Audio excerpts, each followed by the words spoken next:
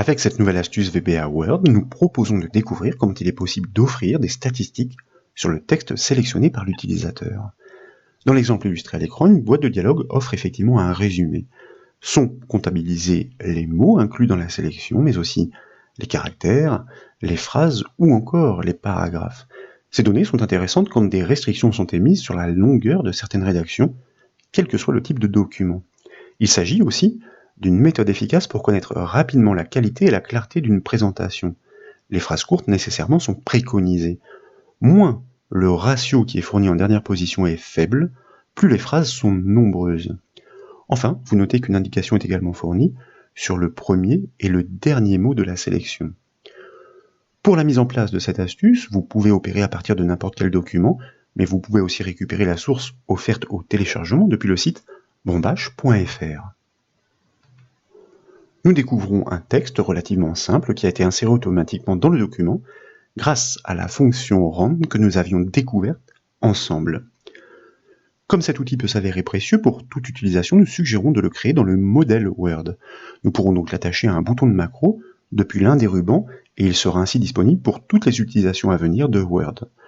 Pour débuter naturellement, je vous invite à réaliser le raccourci clavier Alt F11 comme vous le savez pour basculer dans l'éditeur VBA Word. Et là, dans l'explorateur de projet sur la gauche de l'écran, nous allons cliquer sur l'élément normal. Il s'agit du modèle de Word et ainsi nous le sélectionnons dans le but de l'enrichir. Puis, en haut de la fenêtre, je vous invite à cliquer sur le menu Insertion pour choisir de créer un nouveau module. Et effectivement, un nouvel élément apparaît dans le dossier module du projet normal. S'il n'est pas actif, vous devez cliquer dessus simplement pour le sélectionner. Ensuite, et tant qu'à faire, afin de le différencier des autres de façon pertinente, grâce à sa fenêtre propriété, je vous invite à le renommer, par exemple, statistique, de manière à ce qu'il porte bien son nom et à valider par la touche entrée du clavier. Sachez que si cette fenêtre n'est pas visible dans votre environnement, vous devez cliquer sur le menu Affichage et ensuite choisir l'option Fenêtre propriété. Puis, dans sa feuille de code au centre de l'écran, il est temps de créer notre procédure destinée à livrer ces données de synthèse avec le mot-clé sub, cela va de soi, et tant qu'à faire, avec un nom suffisamment représentatif comme compter sélection avec une case chameau, de manière à bien différencier les deux mots-clés qui composent ce nom de procédure. Maintenant, nous avons besoin de variables, notamment pour stocker les statistiques que le code VBA Word est capable de nous fournir sur la sélection engagée. C'est la raison pour laquelle, grâce au mot-clé dim, comme vous le savez, nous allons déclarer dans un premier temps la variable retour que je vous propose de déclarer comme un string, c'est-à-dire un texte. C'est elle que nous allons utiliser pour, à la fin, à l'issue, assembler toutes ces données de synthèse les unes en dessous des autres sous forme de chaînes de texte à restituer sur une boîte de dialogue. Puis, nous avons besoin d'autres variables de type texte de manière à pouvoir donner l'indication sur le premier mot et le dernier mot de la sélection comme nous l'avons vu lors de cette présentation. Je vous propose de créer la variable premMot que nous allons déclarer comme un string et dans l'enchaînement, nous allons déclarer la variable derMot, toujours si possible avec cette camel case, en tout cas c'est préconisé, comme un string. Ensuite, nous avons besoin de déclarer des variables en tant qu'entier, de manière à pouvoir stocker ces quantités de mots, de caractères, de phrases, etc. Donc, nous déclarons la variable, en tout cas c'est une suggestion, nbchar comme un integer et non comme un byte qui est un entier court. Pourquoi? L'entier court est limité à 255 et il y a fort à parier que l'utilisateur, à un moment ou à un autre, va sélectionner un nombre conséquent de paragraphes dont le nombre de caractères va dépasser cette capacité et générer une erreur avec un integer. Nous avons suffisamment de marge. Je vous propose aussi de déclarer la variable nbparag, donc comme un integer aussi, cela va de soi. Ce n'est pas terminé, nous avons besoin d'une variable pour mémoriser le nombre de mots, donc nbmot as integer, et enfin une variable pour les phrases, donc nbphrase, toujours avec la case chameau, que nous déclarons là encore, bien sûr, comme un integer. Enfin, deux dernières variables, il y a, car nous sommes puristes, nous allons utiliser une boîte de dialogue que nous allons quelque peu personnaliser. Il s'agit d'une fonction, la fonction MSGBox, et par nature, une fonction retourne une valeur. Cette valeur, nous allons la stocker dans la variable boîte. Je vois que là, je m'enflamme un peu. Donc, c'est pas boîte as boîte. Boîte, c'est un nom de variable arbitraire français. As byte, cette valeur est numérique et il s'agit d'un entier court. Et enfin, une dernière variable particulière, %, que nous allons déclarer comme un nombre réel, double précision, as double, tout simplement, parce qu'il s'agit d'offrir le ratio entre le nombre de phrases et le nombre de mots. Vous savez, cette indication qui permet à l'utilisateur de savoir si finalement son document est bien conçu, s'il est suffisamment clair, car ces phrases sont majoritaires, ou plutôt majoritairement courtes. Et donc, cette division va conduire à un grand nombre de décimales. Ces décimales peuvent être gérées par un réel double. Maintenant, pour obtenir ces statistiques par le code VBA, nous allons le voir, c'est naturellement l'objet selection qui est à l'honneur. Il offre des propriétés et attributs dérivés fort riches. Et comme nous devons l'employer à plusieurs reprises, nous suggérons d'optimiser le code avec un block with. C'est ainsi que nous allons pouvoir regrouper les appels comme nous l'avons appris. Donc tout d'abord, nous allons créer ce bloc sur cet objet selection et nous prenons soin naturellement dans l'enchaînement de le borner with selection. Et maintenant, nous pouvons énumérer les affectations. Donc, il y a la variable nbmo. C'est volontairement, même si je me répète à chaque formation, que je ne respecte pas la case pour bien m'assurer que l'éditeur à validation de la ligne la corrige, m'informant que je n'ai pas commis d'erreur de frappe. Et donc, cet objet selection, voyez-vous, même si la construction est quelque peu inhabituelle, eh bien, quand nous allons taper le point, va bien appeler ses propriétés et méthodes. Et en l'occurrence, il y en a une qui va nous intéresser dans un premier temps, qui se nomme words. Il s'agit d'une collection des mots qui sont contenus dans la sélection, un tableau de tous ces mots. Et donc, nous pouvons descendre hiérarchiquement jusqu'à l'une de ces propriétés dérivée fort précieuse, count, qui porte bien son nom, qui permet de compter dans cette collection les mots inclus pour pouvoir les stocker dans la variable nbmo et constater que ma casse a parfaitement été corrigée.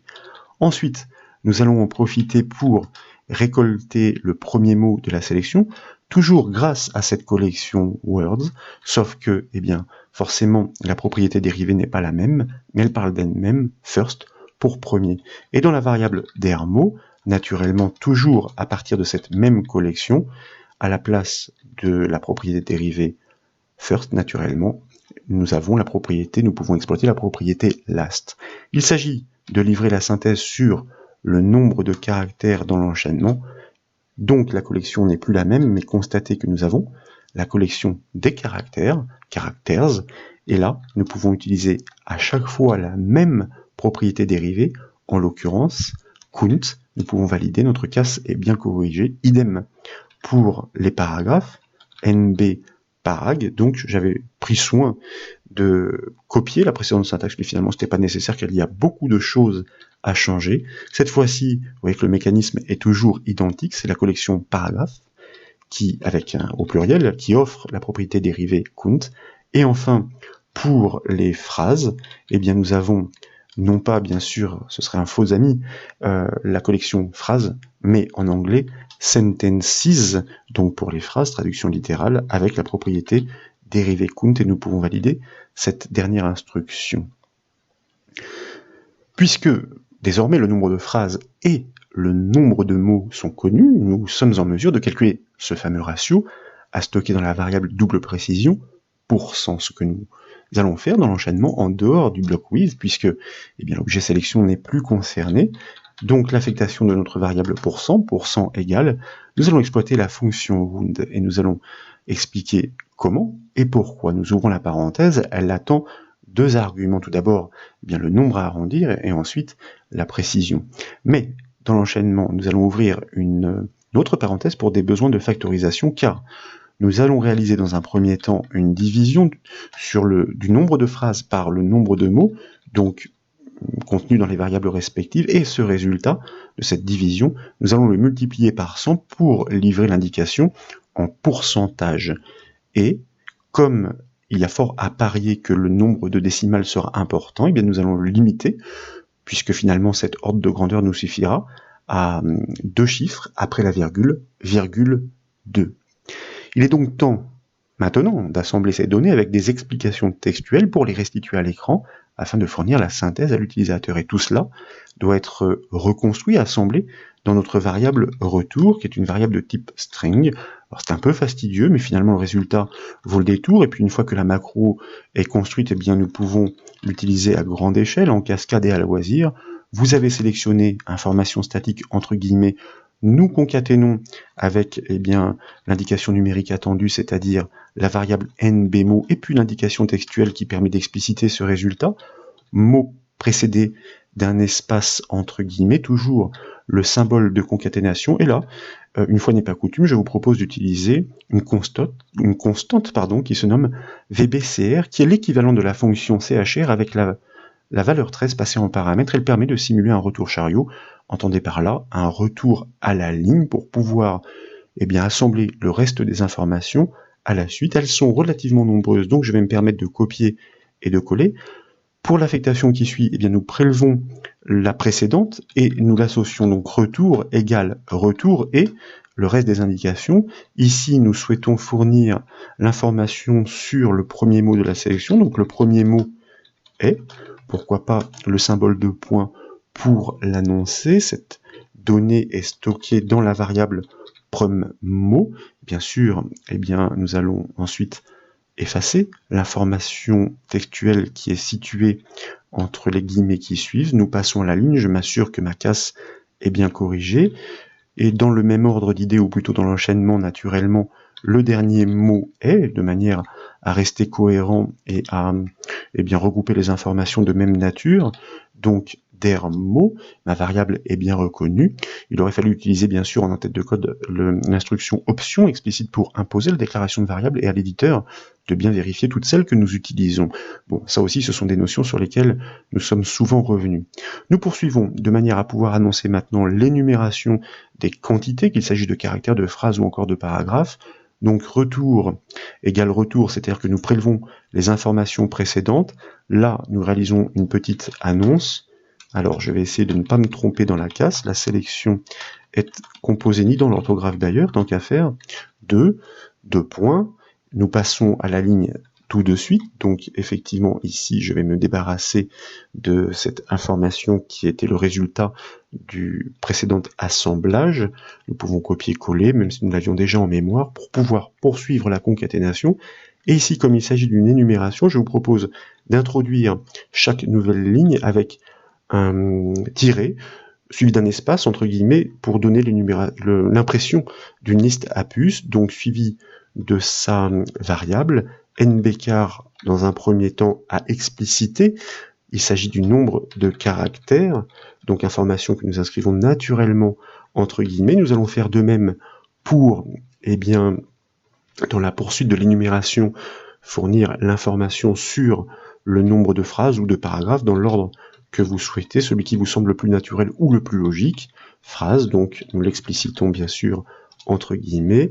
Nous poursuivons, ou même nous terminons, sur les paragraphes. De toute façon, cet ordre peut être inversé à votre guise. Et donc là, il s'agit effectivement du nombre de paragraphes, information que nous venons corroborer avec ce texte explicatif. Enfin, il s'agit donc pour la clarté, une sorte de vision transversale, de donner cette fameuse indication sur le pourcentage ou la représentation des phrases dans la densité des mots. Plus ce pourcentage sera élevé et plus les phrases seront vraisemblablement courtes, une petite variation de 0,5 ou 1%, veut déjà beaucoup dire. Donc retour, et là, toujours avec notre liste à puces, nous allons exploiter notre variable %. Il faut expliquer ce résultat. Tout d'abord, nous allons ajouter le symbole du pourcentage, et nous allons indiquer qu'il s'agit d'un ratio entre le nombre de phrases et le nombre de mots. Comme ceci, nous pouvons conserver notre retour à la ligne. Il ne nous reste plus qu'à afficher ces statistiques à l'écran par le biais de la fonction VBA MSGBox, donc ce que nous faisons dans l'enchaînement, et nous l'avions dit, nous sommes puristes, c'est une fonction, elle retourne une valeur, cette valeur nous la stockons dans la variable dédiée, boîte, une petite valeur, et donc, nous appelons notre fonction MSGBox, nous ouvrons la parenthèse, elle requiert un argument obligatoire et les autres sont facultatifs. Nous allons en renseigner quelques-uns. Le premier concerne le message, il s'agit de notre assemblage stocké dans la variable retour, et nous souhaitons, pour personnaliser cette boîte de dialogue, tout d'abord proposer à l'utilisateur le bouton OK, VB OK Only, mais ce n'est pas tout, avec une icône, car il s'agit de données de synthèse, donc d'informations. Donc cette fois-ci, nous allons utiliser, vous voyez, l'attribut VB Information que nous associons à notre bouton VB OK Only. Et enfin, il est de bon ton d'ajouter un titre à cette boîte de dialogue en troisième paramètre, information entre guillemets. Nous pouvons fermer la parenthèse de notre fonction MSGBox, valider, enregistrer.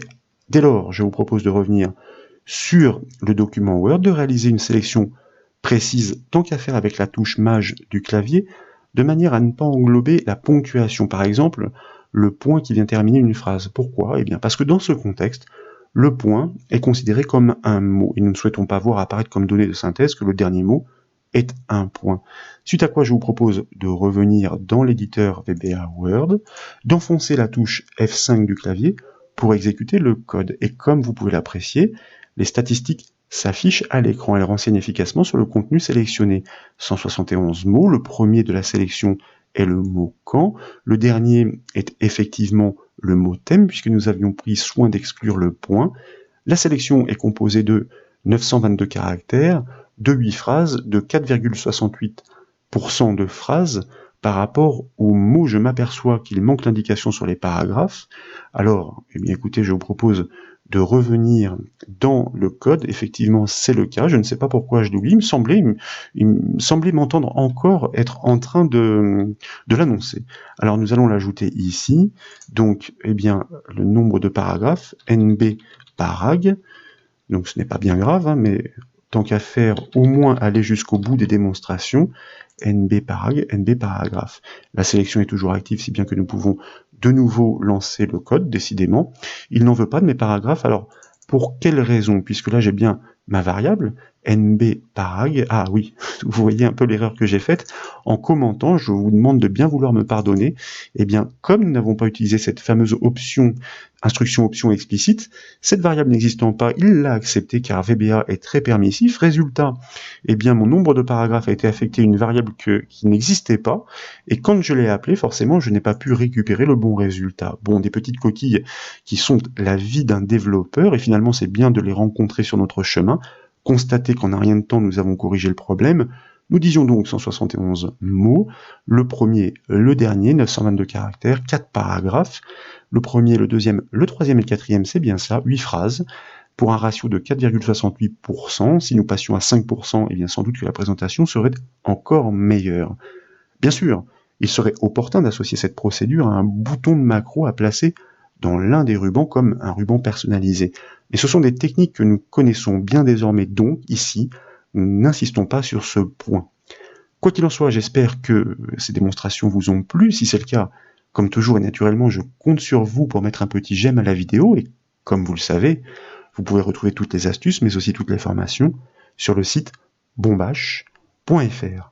Je vous remercie.